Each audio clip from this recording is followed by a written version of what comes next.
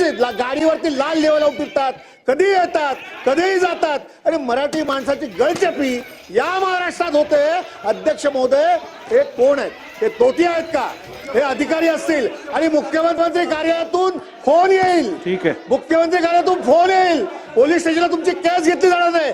एवढी दादागिरी असेल तर या महाराष्ट्रात आणि त्याने बाहेरची लोक आणून सगळ्यांनी त्या मराठी माणसाला मारहाण केली।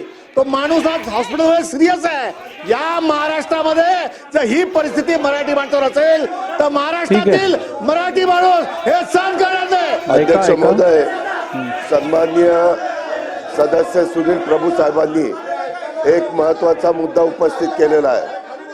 हा महाराष्ट्र शिवशाहू महाराष्ट्र आहे आणि या महाराष्ट्रामध्ये मराठी माणसावर कोणी अन्याय करत असेल आणि आता जी माहिती देण्यात आलेली ती ताबडतोब तपासून तो अधिकारी किती मोठ्या बापाचा असला तरी त्याची हायगाई केली जाणार नाही, त्याच्यावर कारवाई केली जाईल आणि या कारवाईच्या माध्यमातून महाराष्ट्रातल्या प्रत्येक मराठी माणसाचा मान सन्मान या राज्यामध्ये हा निश्चितपणे ठेवला जाईल।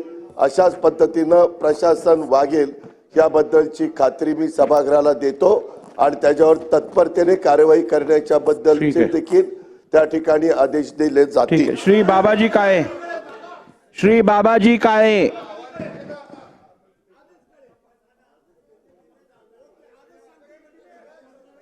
बसा बसा, चला बाबाजी काळे, महेश सावंत, श्री महेश सावंत, ठीक आहे। अध्यक्ष महोदय, औचित्याच्या मुद्द्यामध्ये बोलण्याला संधी दिली त्याबद्दल धन्यवाद। पुणे जिल्ह्यातील खेड तालुक्यामध्ये पुनर्वसनाचे मोठे प्रश्न या ठिकाणी अनेक दिवसापासून प्रलंबित आहेत।